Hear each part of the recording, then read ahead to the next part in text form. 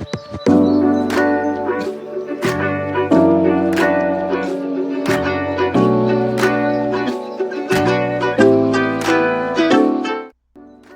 my name is Sherry and I do nails.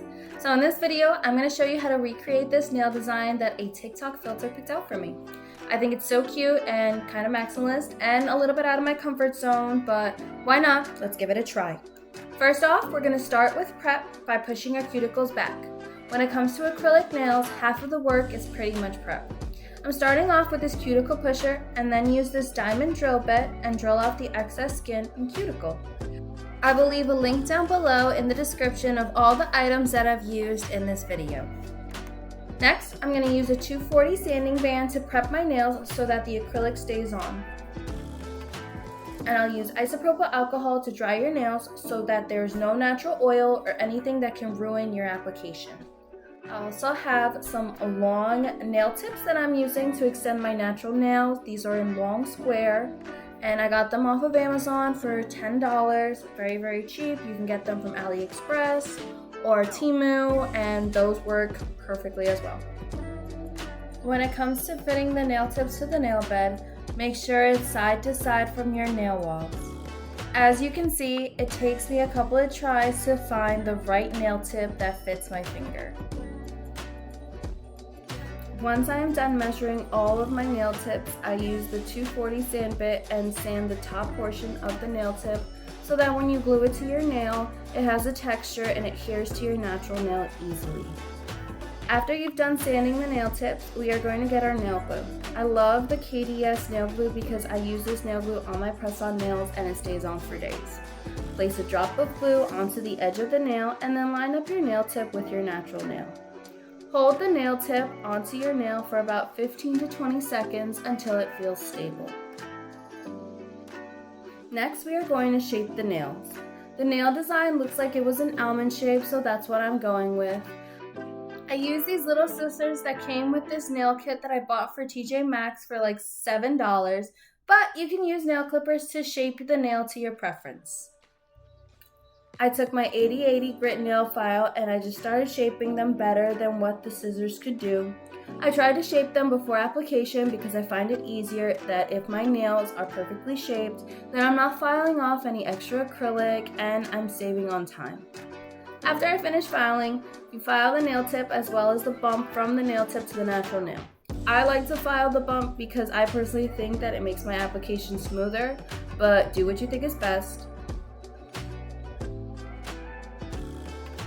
Next, apply your primer and dehydrator. I use the Young Nails Protein Bond. I used to use a separate primer and dehydrator, but I've heard so many good reviews about this, so I decided to give it a try, and my nails definitely don't pop off. A 10 out of 10, I highly recommend. For my monomer, I'm using the Kiara Sky EMA monomer. I'm also using Mia's Secret Pink acrylic powder. For my nail brush, I brought this brush from AliExpress. It was only $5. This is one of the best brushes so far that I've found that's not Kolinsky, because you know, Kolinsky be expensive and a girl is on a budget. Dip your brush in the monomer and then dip it into the acrylic powder to form a small wet bead on the brush.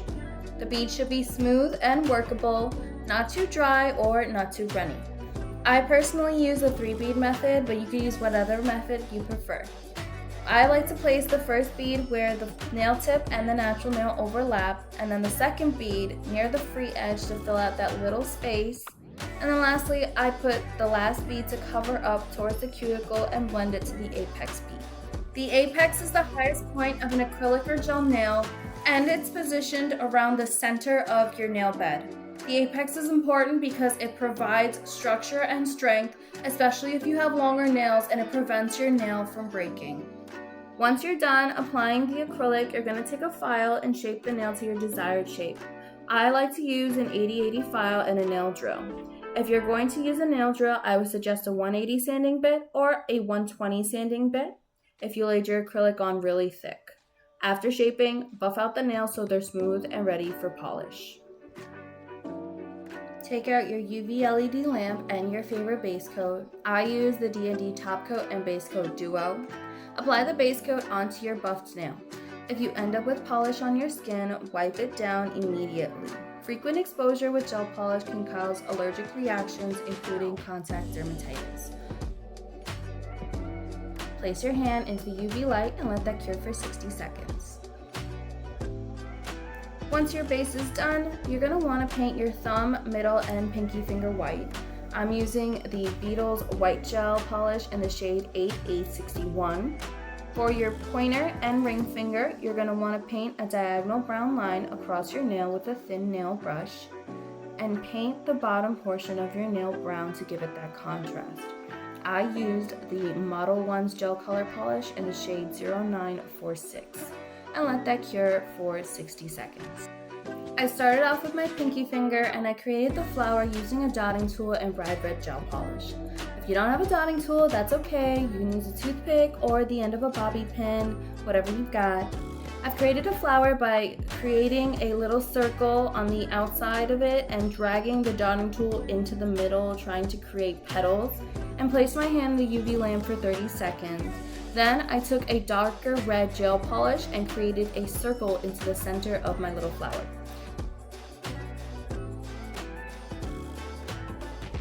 My pointer finger and my ring finger, I'm going to draw 2 cherries with the dotting tool and this thin nail brush. I'm drawing them diagonally from each other and I'm using this thin nail brush to create the stems and the leaves on the cherries. After you finish drawing your cherries, you're going to place them in the UV lamp for 60 seconds so that your nail is ready for top coat. For the rose part in the middle and thumb finger, I used the thin line brush to be able to create little squiggles on the rose. I started off with creating half a heart and then I created a little C shape in the middle of it so that it looks like it's overlapping each other, if that makes sense. I started creating little squiggles around and kept overlapping them, making sure it kind of looks like a rose when you look down on the flower. Honestly, this took me a while to do because of the shape of the squiggles. I kept removing the rose for about 2 to 3 times, so don't feel bad if you have to draw it multiple times. Take your time, have fun, and make sure you like your rose. And be proud of what you're doing. Be proud of the art that you're creating on your nails. Once you finish drawing the rose, you're going to cure them for 30 seconds. And then you're going to use that same thin line brush to create a stem and a leaf and cure your nails for another 30 seconds.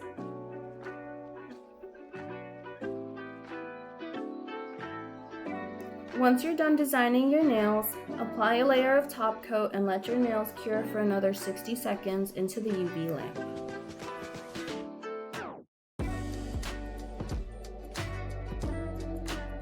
Alrighty, we are almost done and we have one step left. Place some cuticle oil onto the top of your nails and rub it down so that your skin is revived after all of that hard work you put in. I don't know about you, but I'm not a fan of ashy fingers and they don't look good on me, so let your skin soak in all of that goodness. And you're done!